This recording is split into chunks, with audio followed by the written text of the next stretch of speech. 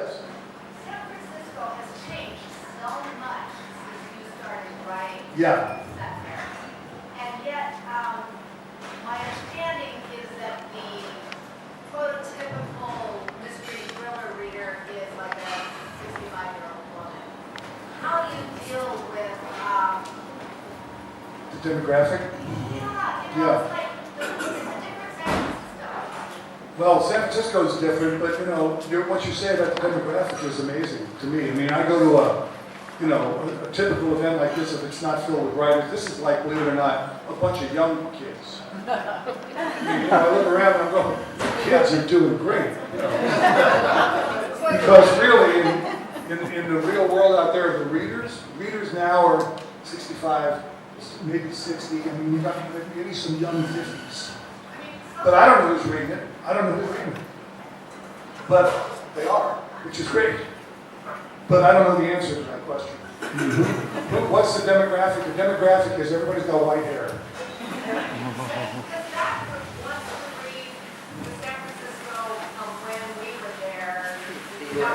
Right.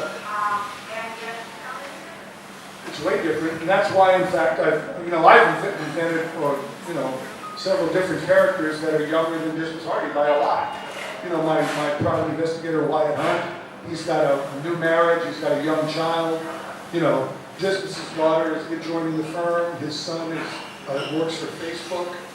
I'm trying to make it as modern as I can possibly make it, but time just marches on. And what are you going to do?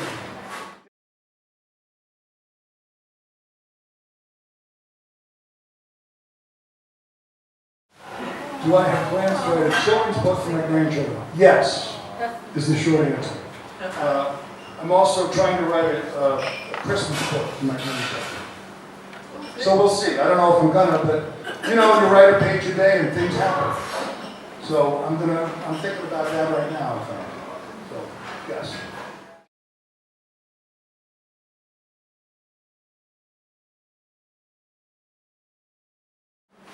How I selected an agent. Yeah, every agent I sent my book to rejected it. That's how I did.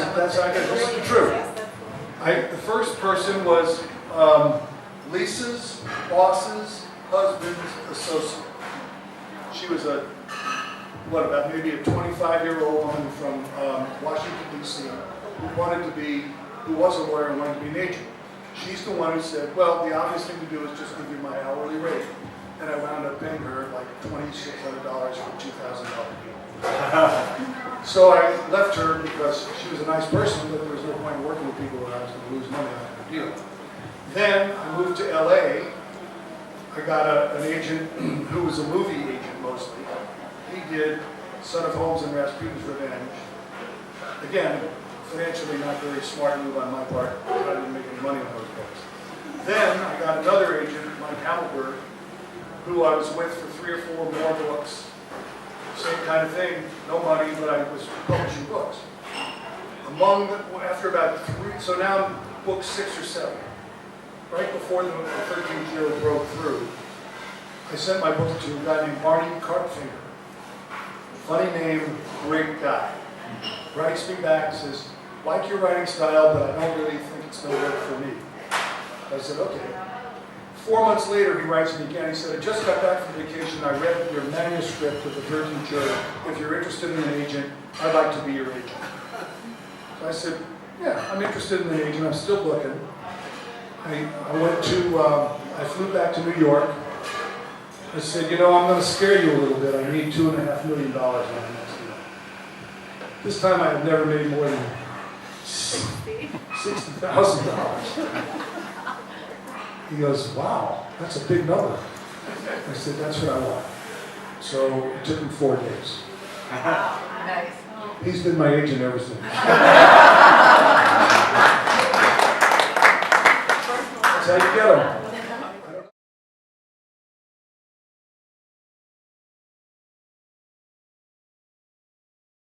Yes. Okay, so you mentioned something about the average reader is over 50. At least. Well, I'm interested in theater, and it seems like the average theater person is over 50. So what are people going to be reading in 20 years? They're not. Oh, I know. They're not going to be reading. I'm pretty negative about this whole thing. I mean, here's the devil. Right here. Sorry, but that's what I think. I mean, I don't see a whole bunch of people taking the time to read.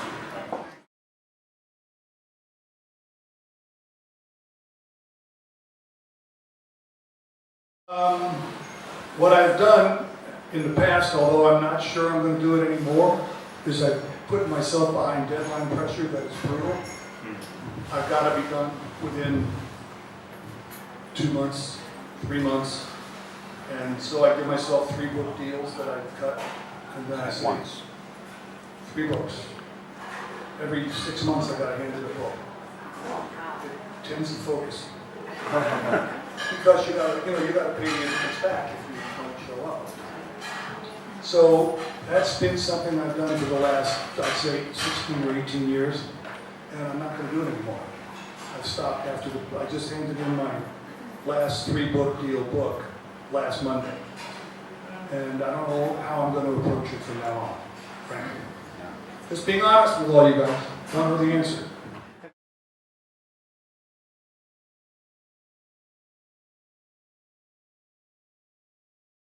No. But I'm a little tough. I just go, I don't believe you. If they make promises that don't look real to me, I call them on it and just walk away. So.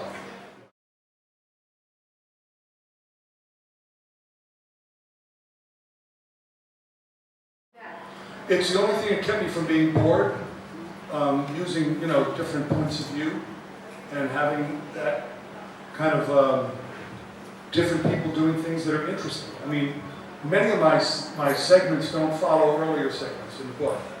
And I don't care because they're interesting to read in themselves. And that's been my goal, is to try to make scenes that work. That's all. And I don't really try to, mess around too much with plot. I just let that stuff not get in my way. Just keep writing.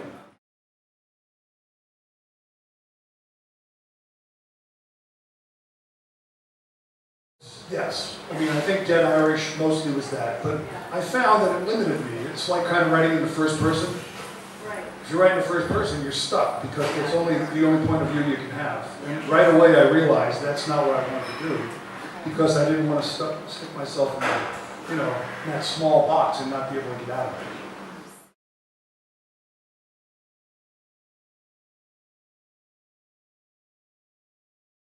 What I do is that I start every day by going back over what I wrote the previous day. So I always feel like I'm ready to rock and roll when I get in the door. But in fact, what happens is I got to go back and look at 3 or 4 pages at least, maybe a whole chapter. Then I get the roll going. Good idea, roll. I get the roll going, and then I'm ready to go. And I just pick it up, and it feels like a natural flowing thing at that point. But yeah, by the time I'm done with the book, I've reread it all 5-10 times.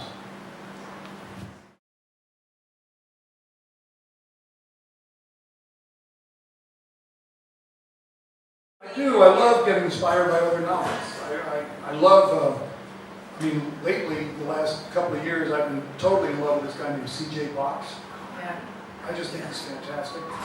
And of course I like Lee Child, because everybody likes Lee Child. But I do. He's a great guy. And I like his writing a lot. And I love John Stanford. He writes the kind of book I write, but it's different. But he's got a beautiful voice that I really like to read. Jeff Parker has always been a favorite, T. Jefferson Parker. And, I love the local woman who lives near us, Katrina McPherson. She's great. And she has a funny accent. She's Scotch, what are you going to do? So anyway, yeah, I'm pretty passionate about reading.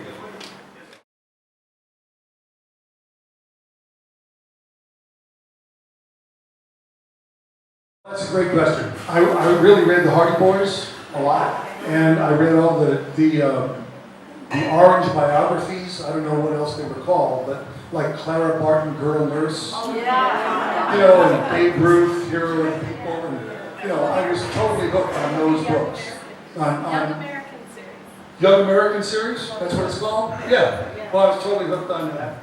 And then when I was young, my dad was a great guy, and he, in spite of not thinking I could make a living as a writer, but he turned me on to like real stuff. I was reading Tom Sawyer in the 2nd grade, so I was kind of into the whole reading thing. And then the thing that really turned the switch is in 8th grade, I had a teacher who gave me my first creative writing assignment, and it was to write an essay. And the theme of the essay was, what is democracy? And I was a total complete nerd and just complete English major type person, 7th, 8th grade. And so I wrote this essay, what is democracy? And I handed it into her. She loved it so much that she ran down to the Redwood City Tribune, who published it on their whole last page. And so for an 8th grader to see, that you're the back of the page of section 1, I went, this is who I am. And so since then, that's who I am.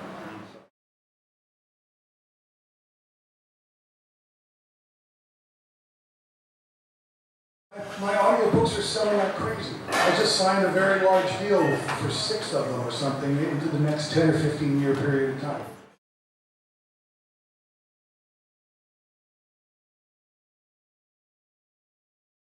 I don't think I would do very much. I try not to get spinal meningitis, but I didn't have much control over that. I'm in a really weird position right now where I am really, really happy. And the career has worked.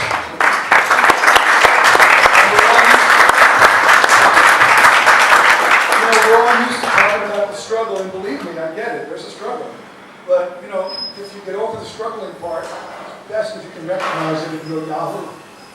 And so that's where I'm at right now. I'm going Yahoo. Thank you very much.